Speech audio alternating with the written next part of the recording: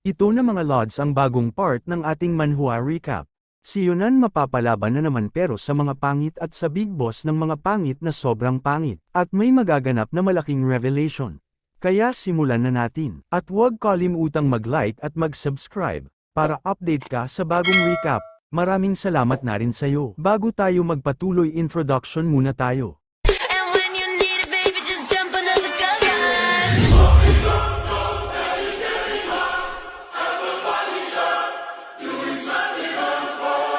Pagpapatuloy, sabi ni Morrow na surprisingly, sobrang solid daw ang mga basic skills niya, pero si Kuya, walang ka-pride, parang normal lang sa kanya. Sinabi pa ni Morrow na ang level ng training niya sa basics ay bihirang mahanap, kahit sa 9 grade sects at 8 big shots. Sa Great Clans naman, sinabi ni Zen Sword Demon na napansin niya ang kakaibang galing ni Kuya. Kahit walang special techniques, puro physical ability lang, takbuhan pa lang, panalo na. Konbinsido siya na wala sa Radiant Demon Squad ang makakapantay sa kanya. Sobrang taas ng tingin niya kay Kuya, kaya ginamit pa niya ang pagkakataon para ikumpara ito sa kasama niyang Blue Robe Warrior. Para sa kanya, kahit gaano pa kanoble ang frail at payat na si Chung Mayang, wala itong laban sa physical abilities ni Kuya. Aba, ganyan kataas ang respeto niya. Si Blondie naman, tawang-tawa lang at sumang-ayon pa sa sinabi ni Zen Sword Demon. Sinabi niya kay Yunin na wala dapat siyang ikadismaya kahit hindi siya marunong ng mobility arts. Yung mga singers, nagbibiro na lang para highlighten ang mood at pakalmihan si Genius White Robe. Pero si Yunin, walang kaimo-imo na nakikita, tulala lang at mukhang bad trip pa rin. Tahimik lang siya na parang bato. Napansin ito ni Chung, kaya naisip niyang dagdagan pa ang asar. Bigla na lang niyang tinanong si Lightning Genius kung interesado ba siyang matutunan ang mobility arts mula sa kanya. Siyempre, nagulat ang bad trip na junior. Halatang na-off guard siya at napaisip, seryoso ka ba dyan, pre? Si Blondie naman, kumpirmadong seryoso, pero may dagdag na paliwanag. Sinabi niya na hindi niya pwedeng ituro ang mobility arts ng sariling household niya. Sa halip, ito raw ang unique na paraan ng paggalaw ng mga noble race. Idinagdag pa niya na kahit malaman ng iba kung paano ito ginagawa, hindi pa rin nila magagawa. Pero feel daw ni Blondie na si Yun Chin, may kakaibang potential para ma-master ito. Narinig ni Yunin ang lahat ng sinabi ni Blue Robe Sr., at nag-pause muna siya para i-proseso ang offer. Aba, big deal ito. Pwede niyang matutunan ang kakaibang galaw ng noble race. Napansin naman ni Chung na mukhang nagulat si Junior, kaya inisip niyang excited na ito. Kaya ayon, tinukso niya si Yunin, "Uy, huwag kang masyadong masaya." Wala pa sa Radiant Demon Squad ang nakapag-aral nito. Pagkarinig naman ni Hian, nag-iba ang usapan, parang biglang naging interesado rin siya. Mukhang may bagong drama na namang magaganap. Biglang sumingit si Big Muro at sinabi na dati nang sinubukan ni Chung ituro ang mobility arts sa mga juniors na gustong matuto. Kaso, kahit anong effort niya, wala ni isa ang nakapag-master nito. Habang sinasabi ito ni Zen Sword Demon, nagsimula na si Blondie mag-demo. Aba, ang lupa sa ilalim ng paa niya biglang kumikinang. Ipinakita niya na ang mobility art niya ay hindi nakadepende sa physical strength. Si Yunin, literal na namangha sa nakita niya. May energy na parang kumikislap sa dulo ng mga paa ni Blondie, at nakakalito dahil walang kahit anong movements o galaw ng core energy ni Blondie. Habang pinipilit ni Yunin intindihin ang kakaibang teknik na ito, kalmadong sinabi ng Elven Blue Robe na ganito talaga maglakad at tumakbo ang mga noble race. Pero hindi pa doon natapos ang flex niya. Bigla siyang tumalon pataas at parang walang kahirap-hirap na umakyat sa isang puno. Yung mga nasa baba, tulala na lang habang pinapanood siya, parang vertical na naglalakad sa puno, at sa wala pang isang segundo, nasa tuktok na siya, nakatayo sa isang sanga. Habang todo flex si Chung, si Yunin naman, walang ibang iniisip kundi kung bakit hindi niya maramdaman ang presence ni Blue Robe. Sobrang naguguluhan si Yunin dahil ngayon lang siya naka-encounter ng ganitong klase ng kapangyarihan o teknik. Nakatitig lang siya kay Chung habang nare-realize na ito siguro ang isa sa mga sacred methods ng noble race. Siguradong sigurado si Yunin na hindi lang ito simpleng core energy. Pero nararamdaman niya na parang may koneksyon ito sa core energy na sumusuporta sa katawan ni Chung. Biglang inangat ni Chung Mayong ang isang paa mula sa sanga, kalmado pa rin. Sa isang kisap mata, nasa lupa na ulit siya kasama ang grupo. Ang landing niya, parang ballerina sa tippy toes, walang kahit anong ingay. Parang dahon lang na bumabagsak si Chung, kahit mula sa matataas na lugar. Pagkatapos ng napakakul na demo niya, ngumiti si Blue Robe martial artist kay Yunin at tanong pa, "Shaze mo na ba?" Pero si Yunin, ang sagot niya, iniisip niya kung paano niya magagamit ang core energy para gumawa ng hangin, kasi wala siyang authority tulad ng mga noble race. Napaatras si Chung sa sagot na yun, nanlaki pa ang mga mata. Hindi niya akalain na, paano niya nakuha ang energy ng kalikasan just by watching si Chung. Super confused na si Blondie, talagang nabaffle siya. Pero si Yunin, sabi niya, siguro, ang buong point ng demo na to ay para makuha ko yung punto. Pagkasabi niya nun, lahat ng iba, na-shock, parang, teka, may sense pala yung sinabi niya. Ngayon na nakuha na niya ang tamang impormasyon mula sa demonstration, nagpasalamat siya kay Chung. At hindi lang yun, nagkaroon pa siya ng ilang bagong ideya. Halimbawa, naisip ni Yunin na baka magamit niya ang galaw niya tulad ng isang teknik, tapos hatiin ang core energy para magamit ito. Hindi sigurado ang mga singers kung saan siya papunta, at bago pa siya makapagpaliwanag, bigla siyang nagmamadaling tapusin ang mga iniisip niya. Inisip niyang matagal pa bago niya makuha ang lahat ng ito, kaya naghanap siya ng lugar para makapagpahinga sila sa gabing iyon. Naiwan si Chung na nakatulala, hindi alam kung anong nangyayari. Pagdapol ng gabi, nakita natin si Yunin, seryosong nagme-meditate ng mag-isa. Naisip niya ang energy ng kalikasan, at habang nakatutok siya dito, unti-unti niyang natutunan. Habang si Yunin ay nagsasanay, si Chung naman, nakahiga sa hammock, sinusubukang magpahinga. Pero hindi siya nakatulog ng tahimik nang marinig niya ang malakas na creak mula sa ibaba. Inangat niya ang mata, confused, at doon niya nakita si Yunin na lumabas ng pinto. Si Lightning Genius, tahimik lang, dumaan lang sa harap ni Chung at parang may kung anong ibang aura, parang may kakaibang nangyayari sa kanya, at hindi ni Chung maintindihan. Naglakad si Yunin patungo sa bakanteng espasyo sa yard at doon tumigil. Tinitigan niya ang mga paa niya at, bigla, napansin niya ang lupa sa ilalim. Ang lupa sa ilalim ni Yunin, biglang kumikislap. Si Chung, natahimik lang na nanunood, sobrang na-shock nang makita ang teknik na papatakbuhin ni White Robe Jr. Ang energy, mabilis na lumago, at sa ilang segundo lang, kitang-kita na parang si Yunin ay na-master na ang mobility arts ng noble races. Sunod na eksena, isang tahimik na umaga. Habang ang mga ibon ay naghuhukay ng mga uod, si Han Weining ay nandyan na, hawak ang espada. Hindi mukhang masaya si Kuya, at base sa malalim na buntong hininga niya, kitang-kita sa mukha ni Han Weining na pagod siya. Tumangala siya sa mga burol at sandaling nag-isip. Inamin niyang mahirap paniwalaan na isang buwan pa lang sila dito, pero si Lightning Genius, natutunan na agad ang mobility arts ng noble race. Sumingit si Chung at sinabing, walang makakapag-deny na may mga katangian si Yunin na parang isang martial arts founder. Pati nga ang captain ng Radiant Demon Squad, pinili na lang mag-focus sa sarili niyang mobility arts, pero itong bagong bata, natutunan na agad ang. Sa narinig na ito, biglang naalala ni Zen Sword Demon ang sinabi sa kanya ng captain bago siya umalis para sa mission. Naisip niya kung paano siya pinakiusapan na tingnan kung karapat-dapat nga bang maging superior niya si Lightning Genius. Makikita rin natin ang iba pang miyembro ng grupo na nagtipon-tipon para magpadala kay Yunin sa isang mission mag-isa. Si Yan, medyo nagdududa kung okay lang na ipadala ang bata mag-isa. Pero si Big Morrow, hindi siya nag-aalala. Sabi niya, yung mga tao nga, natakot na kaya nagstay na lang sa loob. Isang buwan na ang nakalipas, sabi ni Big Morrow, at reconnaissance mission lang naman yan, kaya feeling niya sapat na si Yunin mag-isa. Biglang nagbago ang eksena, at makikita natin si Yunin, mabilis na tumatakbo sa kagubatan, parang may hangin sa mga paa. Masyado siyang mabilis, mas mabilis pa kaysa dati. Ramdam niyang magaan siya, at lahat ng ito, dahil sa bagong mobility arts na natutunan niya. Ang bilis at effort na kailangan niyang ilagay, parang perfect na comparison sa dati. At syempre, sobrang saya niya dahil dito. Grabe, ang saya ni Yunin, parang super saya niya sa feeling na to. Hindi nagtagal, nakarating na siya sa isang maliit na cabin na nakatago sa gitna ng kagubatan.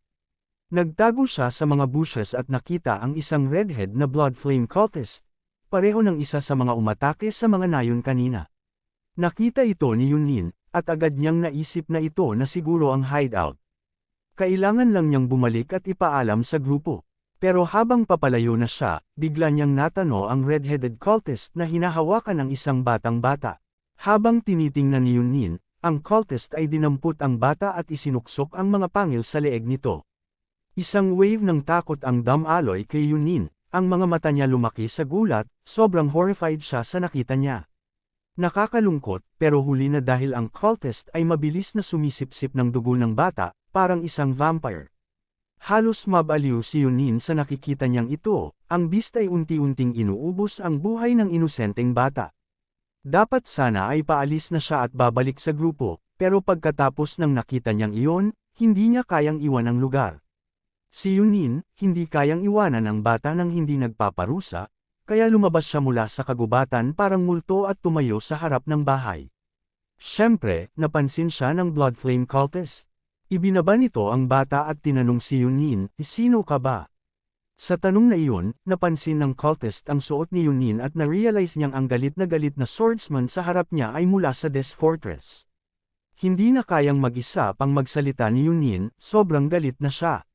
Glaring lang siya sa beast, at nung nakita ng evil man ito, nagsimulang tumawa ang cultist, pinunasan ang dugo sa mukha, at saka naglakad patungo kay Yunin habang abot ang kamay para kunin ang espada. Tinanong siya kung mag-isa lang ba siya, at nang walang sagot si Yunin, tinawag siya nitong tanga. Sinabi pang bakit pa raw pumunta ng mag-isa, puti lang naman ang suot niya. Para sa cultist, ang batang nasa harap niya ay parang ulam na lang, kaya sinisi niya ang malas ni Yunin. Pero habang patuloy siya sa pagyabang, bigla siyang nabahed ni Yunin sa isang kisap mata. Si Yunin, mabilis na tinanggal ang, napakabilis magtanggal ng ulo ng cultist, kaya hindi pa nakakaramdam ang katawan ng kalaban na patay na siya hanggat hindi nahulog ang katawan nito sa lupa. Pagkatapos patayin ng cultist, tumingin si Yunin sa bata, at unti-unti siyang naluha nang mapansin niyang baka patay na rin ang bata.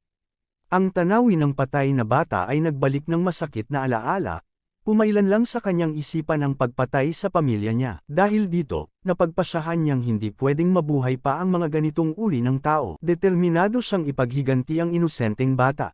Binanggit niya sa bata, "Maghihintay ka lang sandali, pagkatapos ay bibigyan kita ng tamang libing." Pagkatapos ng lahat ng nangyari, ang hero ngayon ay determined na tapusin ang mga blood flame cultist. Ipinuno niya ang espada niya ng energy at ang mga mata niya nagsimulang magliwanag habang matalim na tinitigan ang kabang.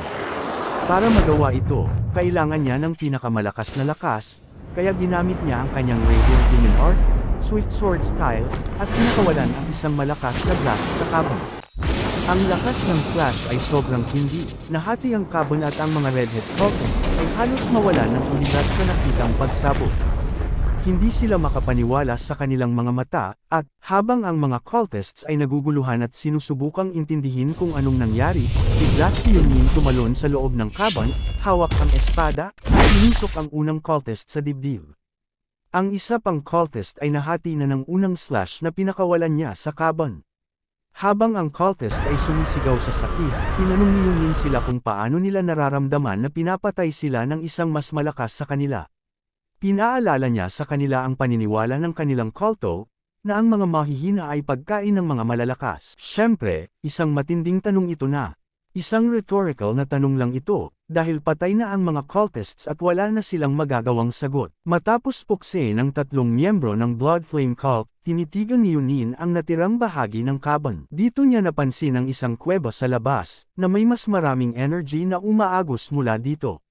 Ngayong tapos na siya sa mga basura ng cultist sa kabon, naglakad siya patungo sa kuweba. Iniisip kung hindi lang ba ito isang hideout ng ilang miyembro ng Blood Flame Cult, kundi isang buong sangay ng kulto. Habang papalapit si Yunin sa kuweba, bigla niyang nakita ang ilang cultists na lumabas, galit na nagmamadaling atakihin siya. Determinado silang patayin siya dahil sa mga dugo na ipinili niya sa kanilang grupo. Ngayon, kitang-kita ni Yunin na marami pa siyang redhead na kalaban na kailangang harapin, kaya naghanda siya sa laban. Alam niyang hinahanap siya ng mga ito para magbayad sa mga pinatay niyang cultists. Nakita niya ang mga kalaban na papalapit at agad niyang nakilala ang isa sa harap, ang parehong bastos na umatake sa mga nayon dati. Nagharap silang dalawa, at nagalit na sinabi ng cultist, bakit ka dumaan dito? Habang nagbabantang maghayganti ang cultist, ipinangako niyang babayaran ni Yunin ang lahat ng dugo na ipino sa kanilang hideout. Pero si Yunin, hindi na nandyan para makipag-usap. Ang misyon niya ay tanggalin ang culto.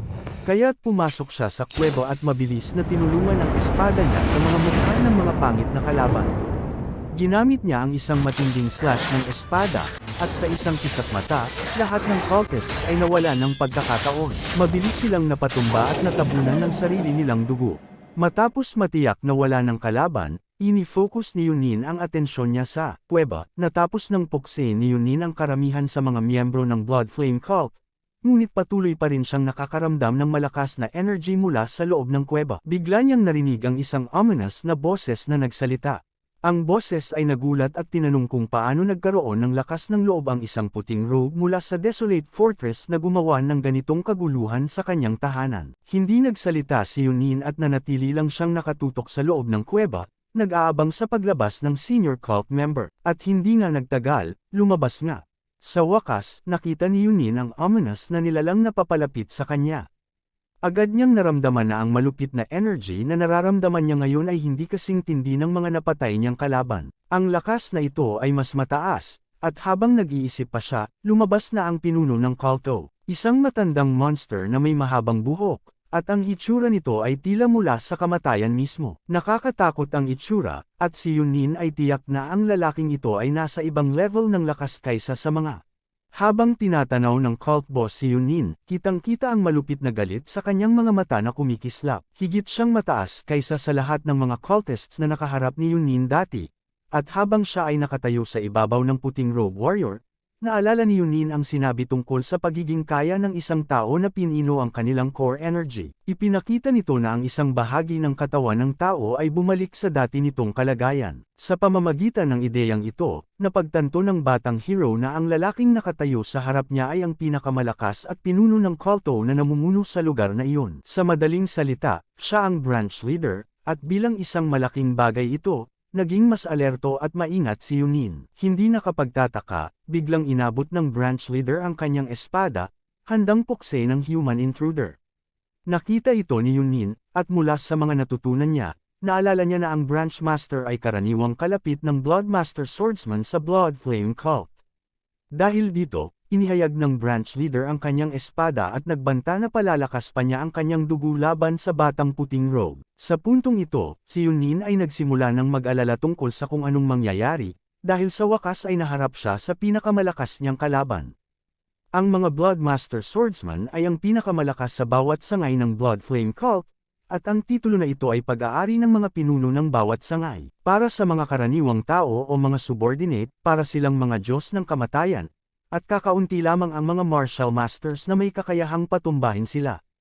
Sa kabila ng lahat ng takot, tumayo si Yunin sa harap ng mabagsik na lalaking ito, handa na maglaban kahit na siya ay natatakot. Diretso siyang tumingin sa mga mata ng Blood Master Swordsman, parang hinahamon ang halimaw na ito.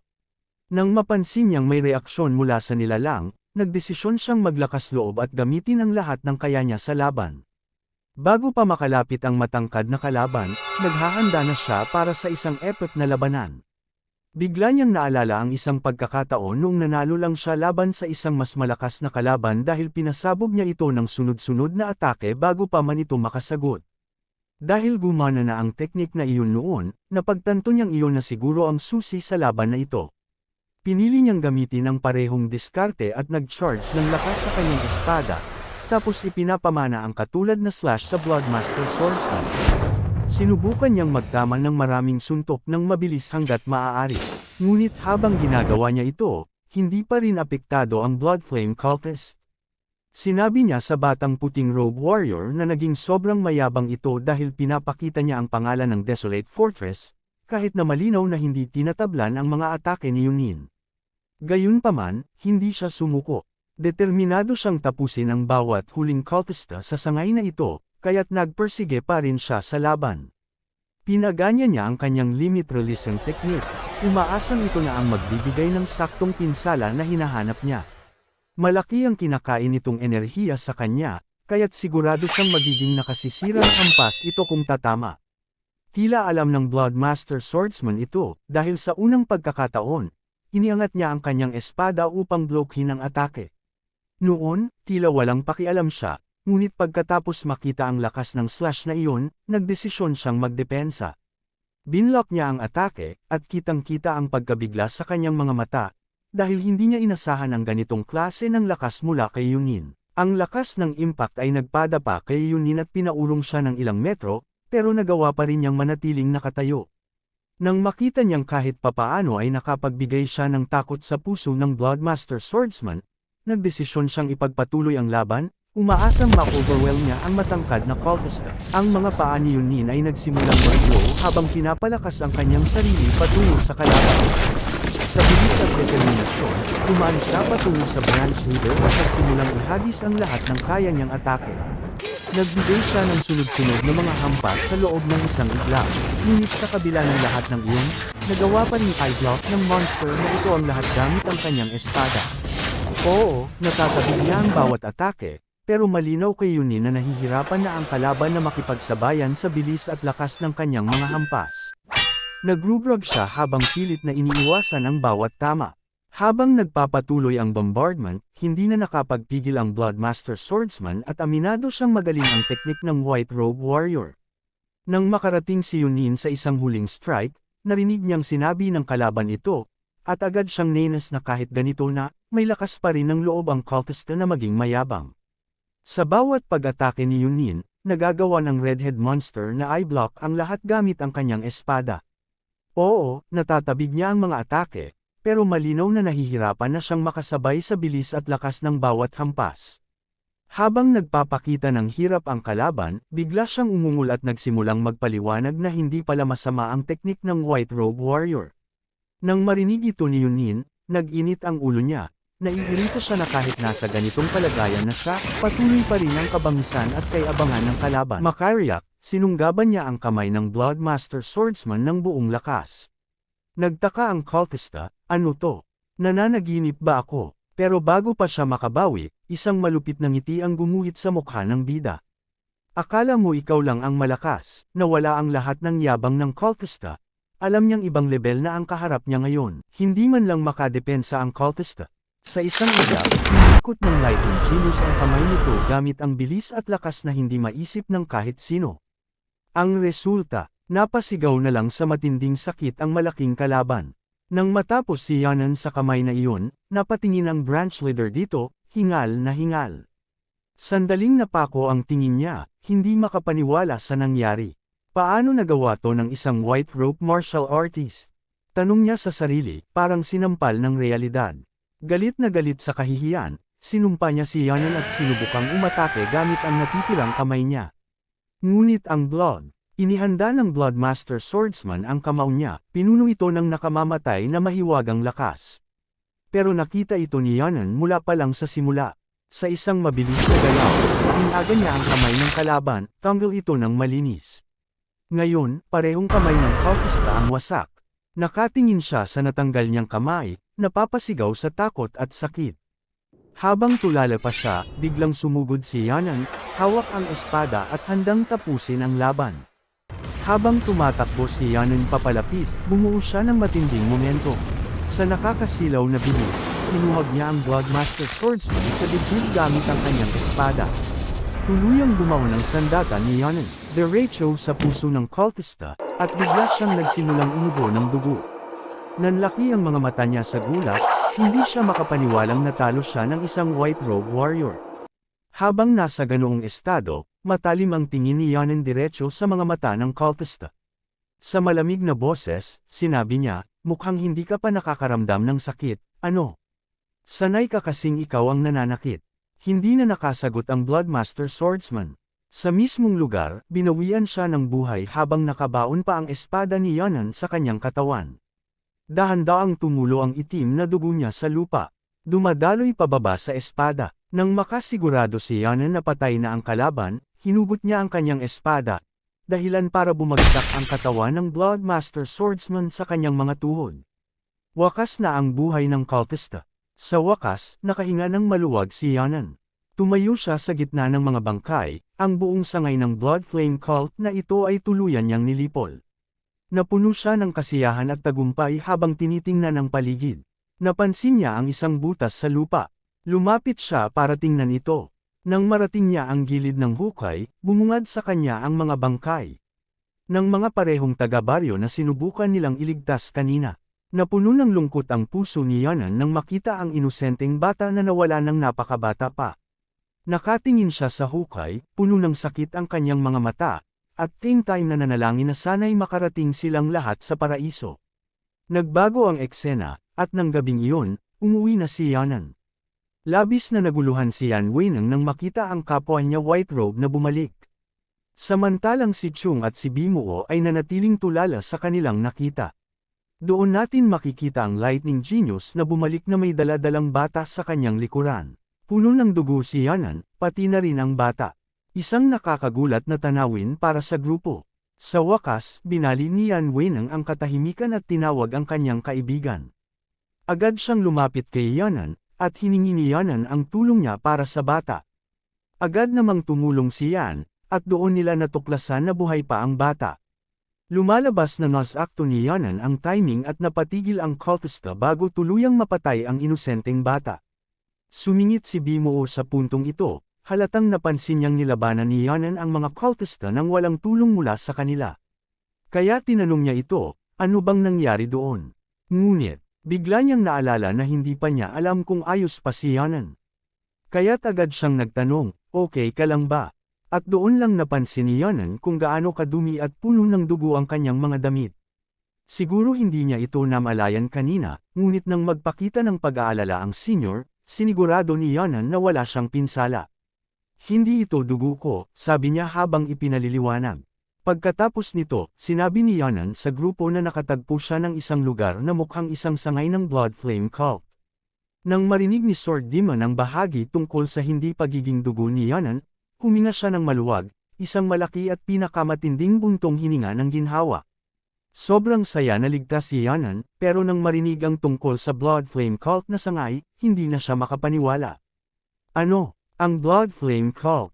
Halos matulala siya sa pagkabigla. Agad na nagsimulang magpakita ng interes ang buong grupo. Dahil dito, napilitan si Yanan na magpaliwanag.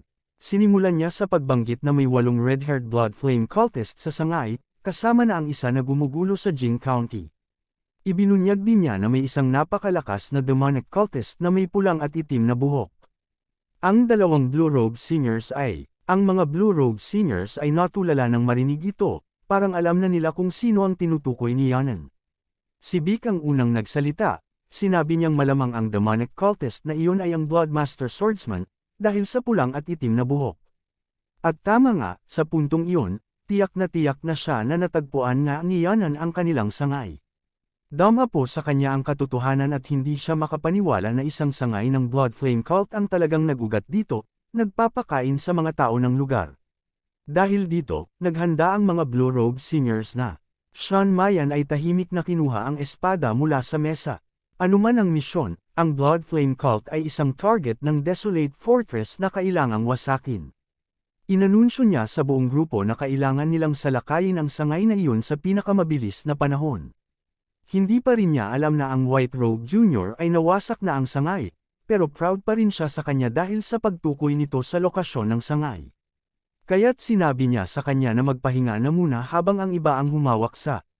Pinuri rin siya ni Bimuo, sinabi niyang magpahinga muna at huwag makialam habang sasama siya kay Chung Mayang para tapusin ang sangay. Habang papalabas ang mga seniors mula sa gusali, sinabi ni Yanan sa kanila na hindi na kailangan pang pumunta doon. Medyo nag-atubili siyang sabihin na siya na ang humarap sa mga cultista, kaya't imbes na sabihin ito, inirekomenda na lang niyang ipadala ang mga tropa ng gobyerno upang matulungan ang mga biktima sa lugar. Nang marinig ito, hindi gaanong nakuha ng Zen Sword Demon ang dahilan ni Yanan, inisip ni Bimuo na tama nga. Kailangan talagang tumulong ang mga tropa ng gobyerno sa mga biktima. Dito na niya naisip na gusto lang ni Yanan na magpahinga sila at huwag makialam, kaya't inisip niyang baka nga natalo na niya ang mga cultista at ang kanilang Bloodmaster Swordsman. Wala nang dahilan para magtago pa, kaya't inamin ni Yonan na siya na ang pumatay sa lahat ng mga cultista. Hindi makapagsalita ang mga senior sa loob ng 1 segundo.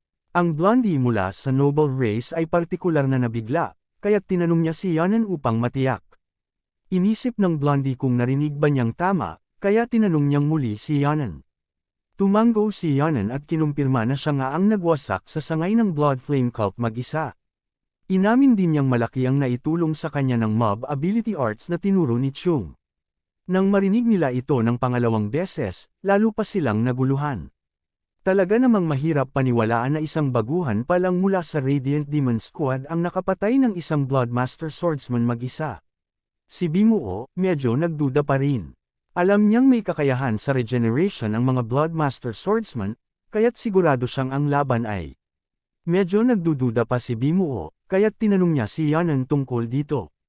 Ang batang si Yonan ay nagulat, malamang hindi niya alam ang tungkol sa regenerative abilities ng Bloodmaster Swordsman. Nang makita ni Bimuo ang kalituhan sa mukha ni Yonan, ipinaliwanag niya na may mga mandirigmang nakatapak na sa Bloodmaster Swordsman at dinala siya sa bingit ng kamatayan. Ngunit hindi nila natapos ang laban dahil hindi nila alam na may kakayahan palang mag-regenerate ang mga demonic cultists. Dito na, tahimik na ipinakita ni Yonan ang ulo ng Bloodmaster Swordsman na kanyang pinatay. Kung paano niya ito ginawa, si Yonan ay naging mason sin sa kanyang ginawa, kaya't dinala niya ang ulo ng halimaw bilang patunay. Ngayong nalaman na niya ang tungkol sa kanilang regenerative abilities, inilagay niya ang ulo sa mesa at ipinakita ito sa mga singers. Nagulat ang Blue Robe Warriors nang makita ito, pero naramdaman din nila ang ginhawa, siguradong patay na nga ang branch leader. Samantala, tahimik na pinag-isipan ni Yonan ang kanyang naging aksyon at napagtanto na sobrang delikado ang naging sitwasyon niya, lalo na't hindi niya alam ang trump card ng kalaban. Nang makita ang putol na ulo sa mesa, maluwag na napabuntong hininga si Chung, at isang ngiti ang lumitaw sa kanyang mukha. Oo, totoo ngang may kakayahang mag-regenerate ang mga cultista, pero wala na iyong halaga ngayon dahil tiyak na tapos na ang laban. Sa susunod na eksena, makikita ang grupo na bumalik na sa Desolate Fortress. Naiulat na rin nila ang nangyari sa kapitan, at inamin ng sensei na hindi niya inakala na magiging kasangkot ang isang Bloodmaster Swordsman sa isang misyon na inaakala niyang simple. Gayunpaman, ang mahalaga ay nagawa nilang resolbahin ito. Pakiramdam ng sensei na mas mabuti pa nga ang nangyari. Natutuwa siya na nakita nila kung ano ang tunay na kakayahan ng mga white robe sa ganitong klaseng misyon. Sa paraan ng kanyang pagsasalita, malinaw na hindi niya alam na si Yonan ang humawak sa lahat ng ito mag-isa. Interesado siya sa naging performance ng bata, kaya tinanong niya ang mga Blue Robe Warriors kung paano kumilos ang Lightning Genius sa harap ng isang sitwasyong buhay o kamatayan. Nang marinig ito, hindi nagsalita si Bimuo, pero sa kanyang isip, duda siyang talagang buhay o kamatayan ang sitwasyon para kay Yonan. Kahit si Chung ay hindi rin. Mukhang kumbinsido na ganoon kaseryoso ang sitwasyon, na ikinagulat ng kapitan. Paalala niya na ang mga cultista ay malamang nasa antas ng sangay para makasama ang isang Bloodmaster Swordsman, at sa pagkakaalam niya, napakadelikado nito para sa isang White Robe Warrior. Sa puntong ito, nagsimula siyang maghinala na baka iniwan ng mga seniors ang mga juniors at sila na ang humarap sa mga cultista upang protektahan ang White Robes. Habang nagiging mas seryoso ang interogasyon, napagpasyahan ng Blue Robes na sabihin na ang tunay na nangyari. Si Bimuo ang unang umami na wala talaga silang nakita sa nangyari sa laban. Medyo kinakabahan niyang inihayag ito at ipinaliwanag na ipinadala si Yonan sa isang reconnaissance mission ng mag-isa. Ngunit sa halip, nauwi ito sa pagwasak niya ng buong sangay ng Blood Flame Cult mag-isa. Gaya ng inaasahan, nagulat ang kapitan sa narinig, habang ang mga seniors na mukhang guilty ay tahimik na nakatayo, umaasang hindi sila mazermonen dahil dito. Ang Scarfed Sensei ay sandaling nag-isip at sinubukang i-proseso ang sinabi nila, dahil tila hindi niya matanggap na totoo ito. Hindi makapaniwala ang kapitan na ang isang baguhan, na white robe pa lamang, ay nagawa talagang pumunta roon ng mag-isa at patayin ang lahat ng miyembro ng sangay ng Blood Flame Cult, pati na ang kanilang Bloodmaster Swordsman. Kaya't tinanong niya ulit upang kumpirmahin kung ito nga talaga ang nangyari. Muling pinagtibay ni Chung ang sinabi na ikinaiwang tulala at kabado ng kapitan. Habang abala ang iba sa pag-usapan ang nangyari, makikita naman natin si Yeonan na mukhang malungkot habang nakatingin sa labas ng bintana. Habang abala siya sa sarili niyang pag-iisip, si Hyunwang naman ay tahimik na inaayos ang lalaki na nakaasul na headband ay nagsabing nakakatuwang makabalik at inamin na hindi siya makapaniwalang napalapit na siya sa desolate fortress. Napansin niya ang kaibigan niyang si Yeonan na mukhang matamlay, kaya tinanong niya ito kung naramdaman ba niya ang electrifying na atmosfera nang sila'y bumalik. Bagamat hindi mukhang ganoon ang sagot ni Yeonan, sumang-ayon siya kay Hyen, sinasabing marahil ay dahil parang may festival sa lugar.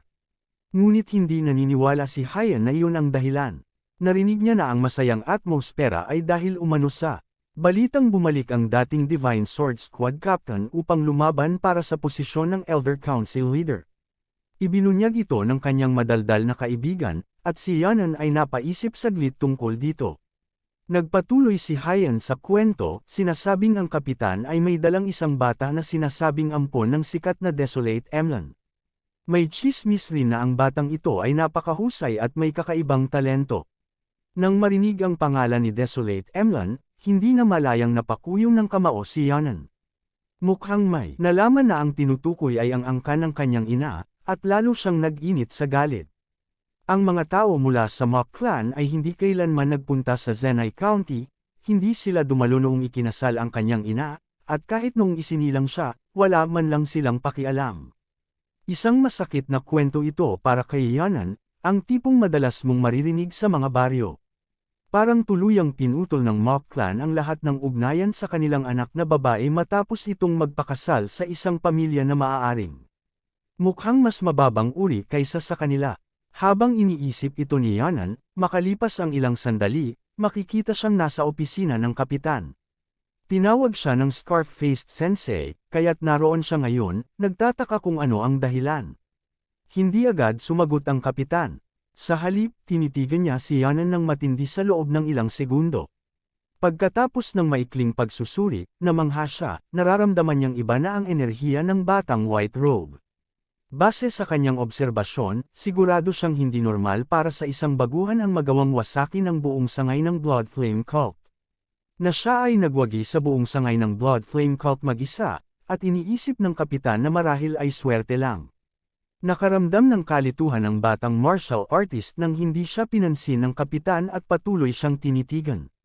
Habang nagtataka siya kung ano ang nangyayari, biglang tumayo ang Scarface Sensei mula sa kanyang pwesto at tinanong siya na sundan siya. Sinabi ng sensei na ipinatawag sila ng Fortress Master. Nagulat si Yeonan nang marinig ito at agad na naalala ang unang pagkitang niya sa babaeng may lemon-colored na buhok. Matapos ipaalam ang balita sa batang white robe, tinulungan siya ng kapitan. Nagmamadali nilang tinahak ang daan patungo sa pinto, at syempre, agad na sumunod si Yeonan. Habang naglalakad, nagsimula siyang mag-isip kung anong dahilan ng Fortress Master sa pagtawag sa kanya. Dahil dito, nagsimulang magpanik si Yeonan at tinanong ang kapitan kung may mga pagkakataon bang may White Robe Warrior na ipinatawag pagkatapos ng kanilang enlistment meeting. Sa kabila ng pag-aalala ni Yeonan, sinabi ng kapitan na wala pang ganitong pagkakataon sa nakaraan. Lalo pang napatulala at nalito si Yeonan sa narinig. Nang lumabas sila, nakita nila ang mga Blue Robes na magulat nang makita ang Lightning Genius ng Radiant Demon Squad. Narinig na nila ang tungkol sa mga nagawa nitong feat, kaya't lahat ng tao sa Desolate Fortress ay alam na siya ang pumatay sa Bloodmaster Swordsman. Mahirap pa ring paniwalaan ng karamihan sa kanila na ang isang White Robe ay kayang patumbahin ang leader ng isang sangay ng Blood Flame Cult, at mas nakakagulat pa dahil sa unang pagkakataon, mukhang mas bata siya kaysa sa inisip ng marami. Habang ang mga tao ay nagbubulungan tungkol sa kanya, tahimik lang siyang sumusunod sa kapitan, pilit na kinakaya. Bothered by the noise, bigla siyang pinutol ng sensei ang mga naiisip niya at sinabing normal lang na pinapansin siya ng lahat ngayon. Ayon sa sensei, ang kayang wasaki ng buong sangay ng Blood Flame Cult mag-isa ay nagpapakita na siya ngayon ay isang martial master na sa loob ng Desolate Fortress.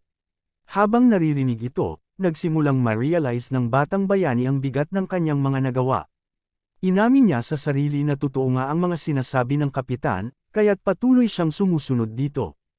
Kahit na ang lahat ay patuloy na nag-uusap tungkol sa kanya at sa kanyang pagkatalo sa mga cultists, hindi siya, hindi masyadong apektado sa lahat ng pansin sa kanya, dahil iba ang pananaw ni Yanan sa oras kumpara sa ibang tao. Hindi tulad ng iba, wala siyang luxury ng oras, at kung gusto niyang mabuhay, kailangan niyang maging kasing lakas ng isang Divine Sword Captain bago mag-21. Alam ni Yanan na kailangan niyang umusad mula sa white to blue, at malampasan ang mga black robes tulad ng kanyang kapitan na si Mijin, para maging isang leader na kayang pamunuan ng 17 squads na tulad ng Radiant Demon Squad. Pagkatapos ng ilang sandali, parehong nakatayo silang. Kapitan ay malapit nang kumatok sa pinto ng Fortress Master nang bigla niyang marinig ang usapan sa loob ng silid. Ang Fortress Master ay kausap ang isang tao na di umano'y may apo, at ang lalaki ay nagsabi na ang dugo ng isang mababang uri ay hindi makararating ng malayo.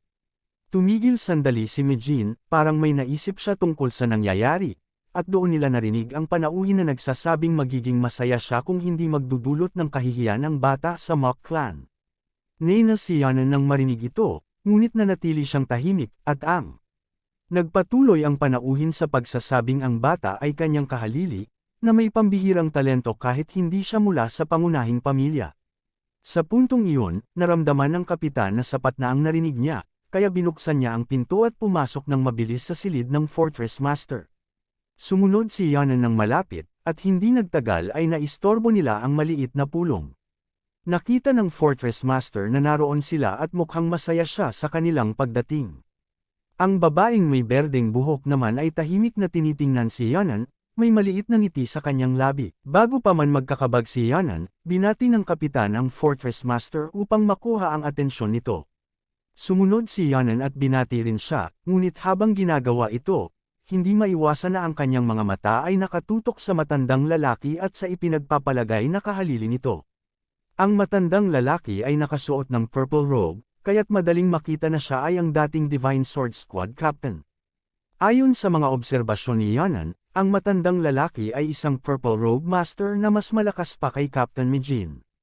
Habang nag-iisip siya tungkol dito, lumapit ang matandang lalaki sa kanya. Nakilala ng matandang lalaki si Yanan bilang ang Lightning Genius mula sa Radiant Demon Squad at ipinakilala ang sarili bilang si Mayon Gak, na dating namuno sa Divine Sword Squad. Ipinagpatuloy niya ang pagpapakilala, sinabi niya sa Fortress Master na nais makita ng kanyang apo ang isang Martial Master na ka-level niya. Pagkatapos ipaliwanag ito, inamin niya na isang kasiyahan ang makilala si Yanan. Ngunit nanatiling tahimik si Yanan, nararamdaman na ang apo lamang ang hindi pa nakakaalam kung sino siya sa fortress. Habang nangyayari ang lahat ng ito, patuloy lang ang pagtango at pagngiti ng Fortress Master. Habang ang batang bayani naman, ang matandang lalaki ay inamin na kamakailan lamang niya narinig si Yanan at inisip na ang mga rumor ay hindi sapat upang ilarawan ang kabutihang taglay nito. Ngayon na nakita na niya siya ng personal, naramdaman niyang napaka-accomplish ni Yanan at nahirapan siyang paniwalaan na nakamit ng bata ang lahat ng ito sa kasing bata niyang edad. Narinig ang mga papuri, si Yanan ay nagbigay ng galang at nagpasalamat sa dating Divine Sword Squad Master. Sa puntong iyon, inisip niya na panahon na upang magbigay ng opisyal na pagbati sa matandang lalaki, kaya ginawa niya ito. At dito niya inihayag ang kanyang lahi, na parang nagsasabi, hala, may big revelation pa. Magsisilbing paghahanda ito sa mga darating na hamon, kaya parang sabayang paghahanda sa susunod na laban. At ipinakilala ni Yunan ang sarili bilang yung Yunan ng Radiant Demon Squad, at nagulat ang matandang lalaki nang marinig ito.